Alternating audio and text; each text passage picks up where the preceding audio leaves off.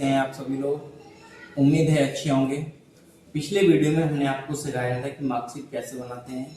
आज की इस वीडियो में हम आपको सिखाएंगे कि सैलरी शीट कैसे बनाते हैं और उसमें फॉर्मूले कैसे लगाते हैं। चलिए आइए चलते हैं स्क्रीन की तरफ। सबसे पहले हम एक्सेल को ओपन करते हैं। ठीक है, एक्सेल को ओपन करने के बाद में ब्लैंक वर्कबुक पे जाते हैं। अब यहाँ से हमें जितने भी उसमें बनाना है, सबसे पहले उसके हम हेडिंग्स डालते हैं। तो हेडिंग्स डालने के लिए यहाँ पे हम इसको सिलेक्ट कर लेते हैं और उसको यहाँ से मर्ज एंड सेंटर पे जाकर के मर्ज और सेंटर कर लेते हैं। थोड़ी सी स्क्रीन को हम जूम कर लेते हैं ताकि आपको अच्छे से दिख सके। तो यहाँ पे हम डालेंगे सैलरी शीट। ठीक है, सैलरी शीट को हम यहाँ से जूम कर लेते हैं। ठीक है, यहाँ से हम इसमें कोई कलर डाल देते हैं। अब हम यहाँ पे हेडिंग्स बनाना शुरू करेंगे। तो यहाँ पे सबसे पहले employ name, designation, basic salary, DA percentage, HRA percentage,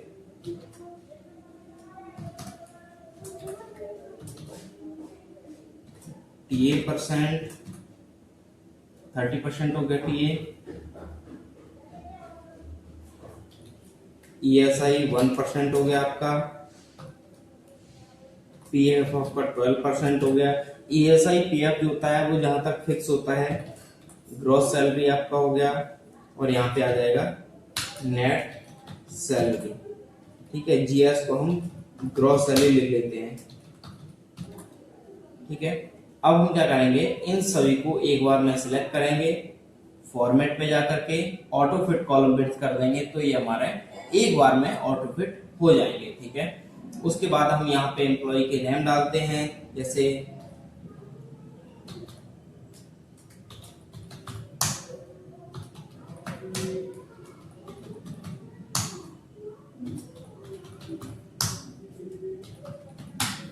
ठीक है, हम यहाँ से 4 से 5 लोगों की बना के दिखा रहे हैं क्योंकि टाइम ज्यादा लगेगा। ज्यादा बड़ी सीट बनाएंगे तो इसलिए हम छोटी सीट बनाते हैं। यहाँ पे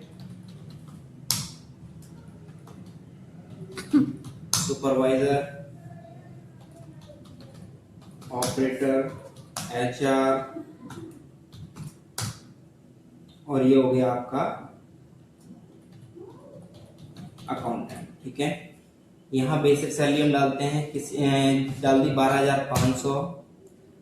यहाँ सुपरवाइजर की डाल दी है 9850, ऑपरेटर की डाल दी है 9750, एचआर की डाल दी है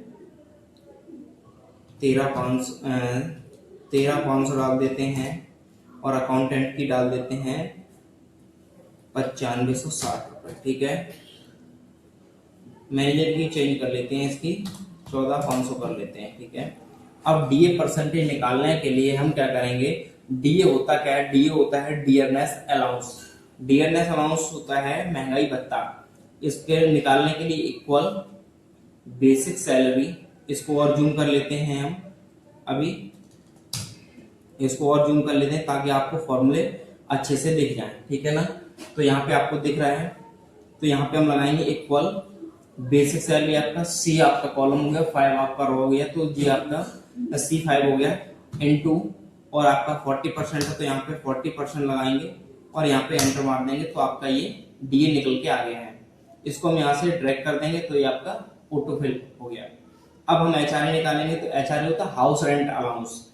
तो यहाँ पे निकालने के लिए equal basic salary into 40%। HRA आपका 40% है तो यहाँ पे 40% निकाल लेंगे तो ये आपका निकल आया है। टीए निकालने के लिए इक्वल, टीए होता है travelling allowance, equal basic salary into TA percent है 30%, एंटर मारेंगे तो ये भी आपका निकल के आ चुका है। अब ईएसआई होता है एम्प्लॉय स्टेट इंश्योरेंस कॉर्पोरेशन, इसको निकालने के लिए बेसिक सैलरी से मल्टीप्लाई कर देंगे 1% को तो ये आपका निकल के आ गया। ठीक है, वैसे बहुत सी कंपनियां जो होती हैं ग्रॉस सैलरी पे ईएसआई निकालती हैं। इक्वल पीएफ को प्रोविडेंट फंड भविष्य निधि, बेसिक सैलरी इनटू 12%, एंटर मारेंगे तो ये आपका निकल के आ गया है।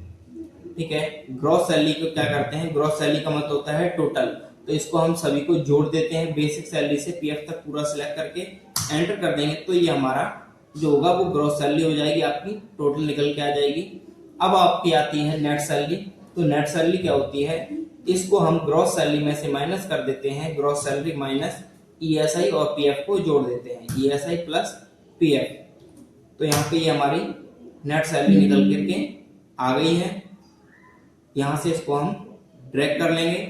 अब हम क्या करते हैं, यहाँ पे जो हमारी ये हेडिंग्स हैं, इन सभी हेडिंग्स को हम सिलेक्ट करेंगे और इस पे कोई एक कलर डाल देते हैं, थोड़ा सा हल्का सा कोई कलर डाल लेते हैं।